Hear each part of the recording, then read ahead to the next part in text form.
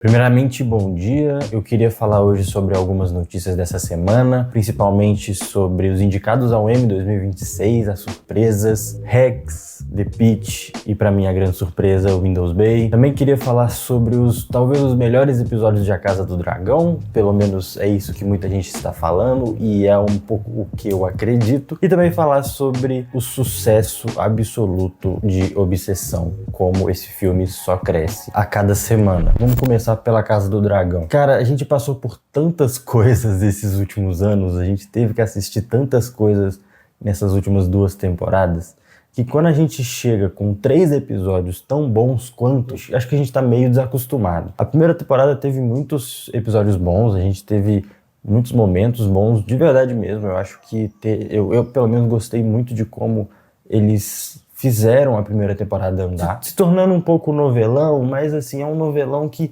valia a pena assistir pelo texto e também pelos atores e pelo o que representa uma história de Game of Thrones em modo geral. Mas quando a gente vai pra segunda temporada e a gente vê aquele medo todo, aquele pé no freio pesado que não acelera em momento algum e que termina de um jeito que é traumático pra todo mundo, a gente fica meio mal acostumado, assim, quando a gente vê 2 episódios, 3 episódios bons, a gente fala assim, como assim? Peraí, vocês não são disso. Eu acho que não só pelo fato de ter 3 episódios bons, mas por ter 3 episódios que mostram o que a gente quer ver, que é o ritmo de volta da série, que a série tem um ritmo, na verdade, né? Primeiro episódio, Batalha da Goela, eles realmente mostram que eles conseguem fazer o que Game of Thrones fazia, que é colocar cinema dentro do episódio, que é colocar um episódio completo que conta uma história muito foda, mesmo que o episódio em alguns momentos seja bem truncado. Eu acho que até um pouco por direção de batalha, que é muito difícil, e que dava pra ver que eles tentaram trazer essa ideia de várias coisas acontecendo dentro de uma batalha, que é trazer mais para o comum e o normal, mas algumas cenas bem mal cortadas me atrapalhou um pouco. Em alguns momentos começou a cena e eu virei e falei assim, agora eu vou ver uma cena foda de batalha, e o cara corta nos primeiros 10 segundos. Eu fico tipo assim, me deixa assistir essa cena. Porque o segundo episódio mostra isso. Tem alguns problemas que eles não conseguem mais resolver e que eles estão só cortando. Ou colocando personagens que são mal desenvolvidos e personagens ruins, que realmente eles fizeram e eles não sabem pra onde levar, dando cenas pequenas, cenas baratas, deixando meio que de lado, e é isso. E por isso eu acho que fica um pouco meio que truncado, mas sinceramente, se for pra assistir 20, 30 minutos de episódio ruim pra conseguir chegar em 20 minutos foda, eu tô tranquilo. Por tudo que eu tive que assistir nessas últimas 2 temporadas, eu tô tranquilo. Se for pra ter a invasão do King's Landing no segundo episódio, se for pra ter a Batalha da Goela, eu tô tranquilo. Eu posso ter 20 minutos disso e o resto ficar só esperando. Diferente desse terceiro episódio, que pra mim é um dos melhores episódios da série. Eu gosto muito desse ritmo frenético, desse ritmo de mostrar como a vida de uma pessoa que tá na situação onde a Rhaenyra está, principalmente com os diálogos rápidos, Emma Darcy dando um show maravilhoso de atuação e eu acho que é muito por isso que eu tô preso ainda na série. Se não fosse por ela, a Olivia Cooke e o Matt Smith, acho que eu não estaria mais assistindo essa série, porque eles realmente são muito bons, e eles são muito bons no que eles fazem nos papéis, assim, sabe? Tô não dizendo que eles não são bons fora, eu acho que o Matt Smith já provou mais do que tudo que ele é muito bom, e a Olivia Cooke também. A Emma Darcy menos, mas você vê as coisas dela no teatro, você vê que ela realmente é muito boa. E não só pelo fato deles serem bons atores, mas por esse episódio ser um episódio que é repleto deles e de uma direção muito boa. Eu esqueci o nome da diretora. É muito bom ver um episódio sobre uma mulher dirigido por uma mulher bem feito. Eu acho que isso é o mais importante. Tem um episódio muito bem feito, um episódio brilhante. Me faz pensar que esses podem ser os 3 melhores episódios da temporada, assim. Eu li o livro, o Fogo e Sangue. Não acho que tá errado o tipo de adaptação que eles estão caminhando, mas pelo que eles querem chegar e pelo projeto que eles querem fazer com a série, eu vejo que o caminho deles é um caminho bom, mas é um caminho que não vai subir muito o nível do que eles já fizeram, por não ter tanto material impactante como eles tiveram nesses últimos 3 episódios. E eu não gosto muito de séries que começam a acelerar muito, a rushar muito na temporada, porque eu acho que acaba perdendo um pouco do jeito que a série tem, assim, acho muito difícil você acelerar uma temporada e continuar no mesmo sentido. Mas eu acho que, de tanto que eles colocaram o pé no freio nas últimas temporadas, tá bom, sabe? Vamos vamos soltar, vamos entregar o que vocês tiverem para entregar, que a gente tá aceitando e a gente quer assistir esse texto que é maravilhoso, o texto base é maravilhoso e ele precisa ter pelo menos alguma coisa à altura. Mas pelo menos a gente tem episódio bom. Pelo menos a gente tem episódios bons, episódios bem feitos e episódios muito bem atuados. Olhando agora para o Emmy Awards 2026, Rex e The Pitt pra mim seriam os grandes favoritos. Eu acho que Rex muito pela qualidade da última temporada e por ser uma última temporada e ser uma série que o Emmy sempre gostou de premiar, sempre gostou de chamar atenção e eu acho legal porque é uma série muito boa. Eu não vou falar sobre todas as indicações porque é muita coisa, mas eu vou passar um pouco pelas categorias principais e tentar dar a minha visão sobre isso, porque na categoria de melhor série drama, cara, que coisa diferente, né? Assim, eu não esperava ver Cavaleiro dos Sete Reinos sendo indicado. É uma série que pra mim é muito boa, é muito divertida. Não tem cara de premiação assim, na categoria de melhor série dramática. Eu esperava, tipo assim, melhor episódio, melhor roteiro, mas melhor série dramática eu achei um pouco demais, assim, por quem tá concorrendo com ele. Cavaleiro dos Sete Reinos é muito legal, eu achei muito foda, mas não tem a mesma casca que as outras temporadas e as outras séries têm. E de outro lado, a falta de The Bear me incomoda. Eu sei que eles tentam colocar The Bear como comédia e tudo mais, eu nunca vou comprar essa história de colocar The Bear como comédia, mas o Urso entra na categoria de comédia, e aí eu acho que é um bom lembrete, assim, é uma boa mostragem do Emmy de, tá aqui, vocês conseguiram, vocês chegaram, vocês tiveram uma ótima temporada, uma ótima série, parabéns por ela, mas não vai ganhar nada, porque Rex, eu acho que nessa categoria de melhor comédia, né, não tem nem comparação, mesmo que Margot tem problemas de dinheiro, é uma série muito legal. About Elementary é uma série muito foda. Essa última outra temporada que lançou é muito legal. Não é a melhor, mas é muito boa também. E olhando para as outras, eu acho que a única que realmente merece o destaque aqui é o Windows Bay, porque essa série conseguiu 19 indicações ao Emmy. Uma série pequena, a Apple TV não tinha colocado como uma das principais da temporada, não tinha colocado como campanha que vai levar 19 prêmios, mas é uma série muito bem feita. E eu acho que isso que importa no final das contas. É uma série muito bem feita,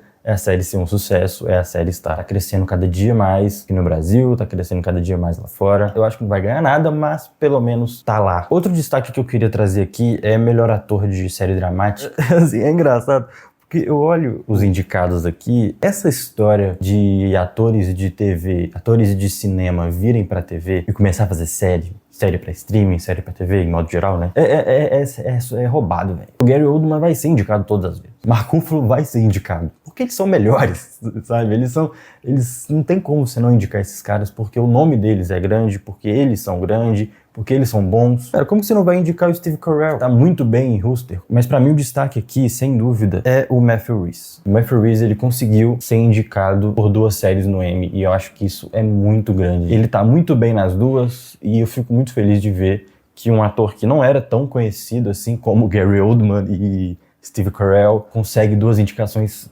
merecidas. E eu acho que o Emmy acerta muito nisso. Outro destaque que eu queria trazer, mas foi por pouco, foi por muito pouco, que a gente não tem pela segunda vez na história mais atrizes negras, mais atrizes não brancas indicadas do que atrizes brancas. Isso aconteceu pela primeira vez em 2019 e 20, na época de Watchmen, quando o Watchmen rapou tudo. Fico muito feliz porque isso mostra que o Emmy tá começando a tirar a cabeça fechada e aquelas coisas que acontecem, que a gente sabe muito bem, e começando a olhar para personagens como o da Chase Infinity em Os Testamentos. Percebendo que você não precisa ser uma atriz que precisa rodar pra caramba, precisa fazer um monte de série, um monte de filme, pra aí sim ter nome pra ser indicada. Não, velho. Chase Infinity fez um papel muito bom, maravilhoso, a base do filme do Paul Thomas Anderson, e fez o papel principal digno de uma estrela de Hollywood. Menção honrosa pra Zendaya.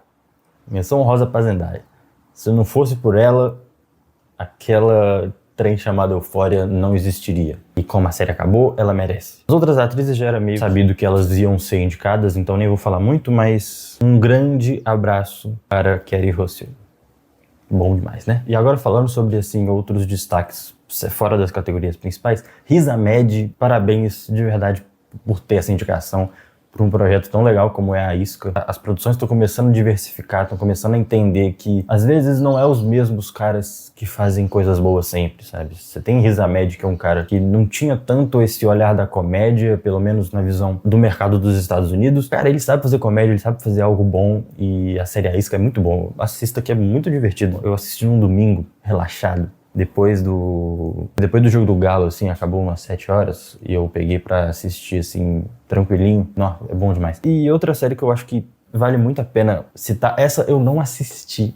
Eu queria ter assistido, mas eu não tive tempo. Quando eu comecei a ver algumas prévias, eu falei assim, pô, eu tenho que rushar algumas séries, mas eu não tive tempo. Que é a série DTF St. Louis. Mas ela teve 7 indicações. Uma série limitada, então, assim, 7 indicações é bom quando a gente vê isso. E pra mim, o grande snob desse M é Task. É uma das melhores séries limitadas da temporada. Eu acho que o que pegou na campanha de Task foi, na hora que eles começaram a fazer a campanha, a Max vem, a HBO vem, anuncia que vai ter a segunda temporada, uma segunda temporada que realmente não precisava, mas quebra um pouco, sabe? A gente precisava de ter mais indicações pra Task, porque Task merecia, sabe? Mark Ruffalo merece, porque é o Mark Ruffalo, igual eu falei antes, e o ator do Rob merecia muito a indicação, pra mim, indicação como melhor ator principal. O elenco, em modo geral, eu acho que merecia um respaldo melhor, mas aí entra em coisas de campanha. Tem que falar sobre Noah Wyle. Noah Wyle, pela segunda vez, uma pessoa consegue ser indicada pra melhor ator e melhor direção. A outra pessoa tinha sido a Ayo Edebiri, que foi indicada da maneira mais justa possível pela direção dela em The Bear na quarta temporada, em Napkins, um episódio da Tina, um episódio maravilhoso, eu amo aquele episódio. E merecido Noah Wyle, né? O cara, ele realmente virou The Pitt, né? Ele encarnou o chefe da série, assim. Tem os produtores, óbvio, mas a série é dele. Ninguém tira isso. Pra mim, ele manda e desmanda naquela série. E eu acho muito bom, porque ele é muito bom e ele sabe muito fazer série de médico, então vale muito a pena. E de quebra a gente teve Hiro Murai de volta pro Emmy, cara que fez muito sucesso em Atlanta, teve muito sucesso agora em Widow Bay, uma série muito boa também, e ele dirigiu acho que uns 3 episódios, os episódios dele são os melhores, e o Bem-vindos a Widow Bay é um dos melhores episódios da série, e ele merecia muito essa indicação. E Rex também sendo indicado em direção e roteiro, com múltiplas indicações, pra mim é o que eu quero reforçar nesse vídeo aqui, que é sobre o Emmy realmente esse ano tá olhando para séries que são boas, sabe? Dando o mérito para séries que são boas mesmo. Eu vou pegar os números certinho para não falar besteira, porque Rex teve 24 indicações, só ficou atrás de The Pitt, que teve 25, mas que The Pitt roubou um pouco, porque The Pitt colocou todos os atores como coadjuvantes e eles passaram carreta. E aí é um pouco roubado, né? Porque os caras têm 50 atores, mas que Rex continua atrás e muito bom. Eu fico muito feliz de uma série terminar em tão alto nível como Rex terminou. E logo atrás deles vem Widow Bay, como eu falei, 19 indicações. Pluribus e Treta, achei um pouco demais, né? Terminando o top 5, Pluribus e Treta ter esse tanto de indicação, eu achei um pouco demais, porque eu acho que Pluribus é uma série que vai ficar melhor. Eu acho que ela foi muito indicada por nome, e Treta não merecia nada. Aquela série não merecia basicamente nada. Assim, acho que só Carey Mulligan e Oscar Isaac merecia. E eu fico muito triste porque Treta teve tantas indicações, Task não teve nada, sabe? Task teve, né? Mas assim, mas pra terminar o assunto de Emmy, eu queria só ressaltar muito a indicação póstuma pro Rob Reiner. Rob Reiner é um cara maravilhoso, assim. Desde quando ele partiu, a gente vê como a indústria dos Estados Unidos respeitava ele, como ele era bom. E pra mim ele tem que ganhar essa categoria, mais como uma homenagem, mais como um prêmio póstumo pra ele. E pra finalizar, eu queria trazer uma notícia, na verdade, não só uma notícia, mas várias notícias que passam por esse filme, que é o sucesso absoluto de Obsessão. É um filme que, cada dia que passa, tá ultrapassando mais recordes. Mas o que eu queria trazer aqui é principalmente a notícia. Quando eu li, eu desacreditei um pouco. Porque Obsessão passou Bruce Lee. Passou o filme do Bruce Lee como o filme com menos investimento a chegar a mais números de bilheteria. Até agora, eu vou pegar os números certinho, mas até agora, 404 milhões. O recorde anterior era de 400 milhões. O filme foi feito com 750 mil. O filme foi feito com 750 mil dólares. Curry Barker, ele deve estar sorrindo de orelha a orelha. Ele deve estar, assim, impressionado que o filme de maior sucesso da carreira dele é um filme feito com menos de $1 milhão. Que isso hoje em dia, gente, Supergirl foi feito com 140, entre 130 e 140, né? A gente não tem os números certos, mas o filme de 750 mil é o filme que tá há mais de um mês fazendo sucesso na bilheteria dos cinemas. Feito com uma produção minúscula, uma produção minúscula em comparação a Supergirl, né? E ver como o Supergirl, que é um filme que foi um desastre completo, um filme bem ruim, um filme que faz a gente repensar muito sobre esses investimentos milionários para o que realmente é um filme bom, feito com 750 mil dólares. Obsessão parecia ser um caso meio predestinado, assim. Quando o filme vai para Toronto, vai pro Festival de Toronto e eles têm uma repercussão maravilhosa, lá todo mundo gosta muito do filme, a gente já sabia que seria um filme surpresa na temporada, surpresa no ano, porque é um filme que ultrapassa barreiras, assim, naquele momento. Mas chegar a esses números, acho que ninguém imaginava que ia chegar a esses números. Por isso eu gosto muito de como a Fox Future fez a distribuição do filme, como eles usaram as redes sociais, usaram as pessoas jovens do filme, como a Indy Navarrete, pra dar um boom na carreira dela, dar um boom na carreira do Baker, que realmente merece muito. E eu fico feliz como eles também tratam fracassos dentro da indústria, como a distribuição de Nosferatu, que eles viram que o filme não era um filme